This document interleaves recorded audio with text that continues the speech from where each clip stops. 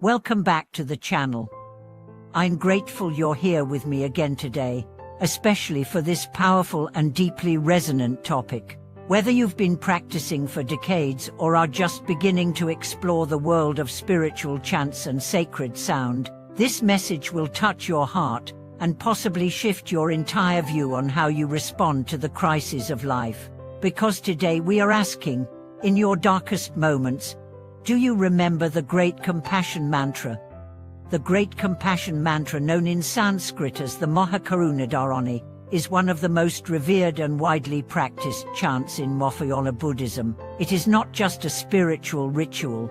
It is not merely a symbolic gesture. It is a living invocation of Avalokitesvara, the Bodhisattva of infinite compassion. It is a call for help, a shield of light, and a transmission of unconditional love, all rolled into one. But let me ask you something very personal. When your world collapses, when you're scared, when you feel helpless and alone, what do you reach for? A phone, a friend, a frantic plan? Or do you remember to chant? Because those who do, those who have trained their hearts to turn to the Great Compassion Mantra in moments of panic, often report something extraordinary, an invisible force that holds them, lifts them, protects them, and carries them through what they thought was unbearable. Let's start with a story. An elderly man was walking home one night after visiting a friend. It was late, and the streets were empty. Suddenly, a group of strangers emerged from the shadows, blocking his way. Their intent was clear. He had no weapon, no way to run, and no time to think. Instinctively, he clasped his hands and began to recite the Great Compassion Mantra aloud. Namo Ratnatraya. Namo Arya Janana Sogara. He didn't scream, he didn't plead. He chanted, and what happened next stunned even the attackers. One of them froze, another started shaking. The leader dropped his weapon. They stared at him like he was glowing. And then they ran. The old man stood in the silence, still chanting, heart pounding. He didn't stop until he was safe at home. Later, a monk explained to him, in that moment, your sincerity summoned protection, not just from outside but from within. You activated a field of energy that even fear couldn't penetrate. And that's the first truth about the Great Compassion Mantra. Its power lies not in the words themselves, but in the heart that recites them. This mantra has been described as the king of mantras, but why? What gives it such reverence, such respect, such results? The answer is simple: intention and resonance. When you recite the Great Compassion Mantra with a pure heart, you are aligning yourself with the frequency of Avalokitesvara, the universal embodiment of mercy. That frequency is not just spiritual poetry. It's real, it has a vibrational field. And that field, when activated through a sincere recitation, transforms the atmosphere around you. There are countless stories like this.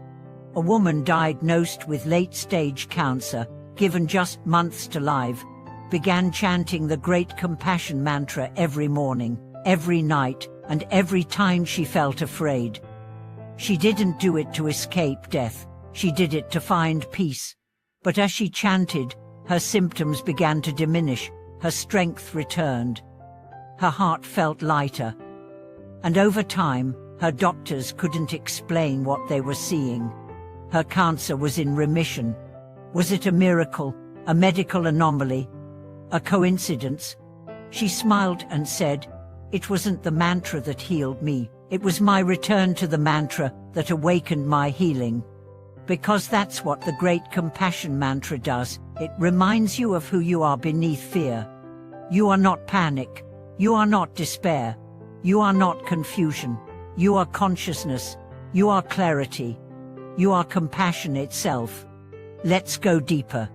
In times of crisis, most people panic because they feel separate from hope, separate from help, separate from control. But the Great Compassion Mantra dissolves that separation. It reminds you that help is not out there, it's within you, always.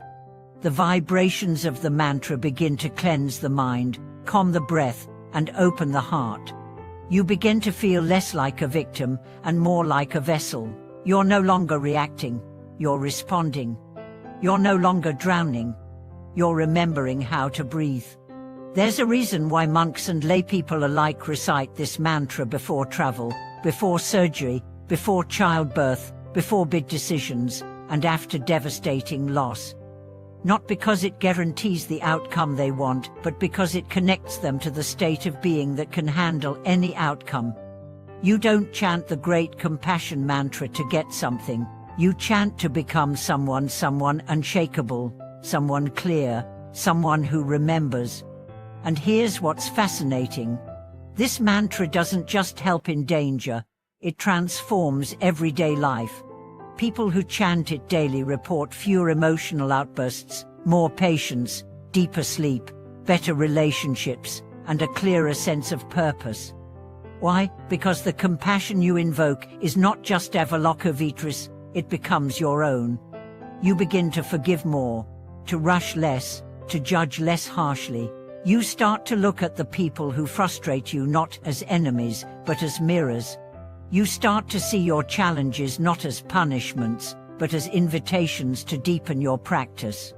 And when tragedy does come, as it always will, you're ready, not because it doesn't hurt, but because you know where to turn. You turn to the mantra. So let me ask you again, when crisis comes, will you remember the great compassion mantra? Will you turn to it when the call from the hospital arrives, when the deal collapses, when the relationship ends, when your knees hit the floor and your heart breaks open? Or will you wait until it's too late? Don't wait.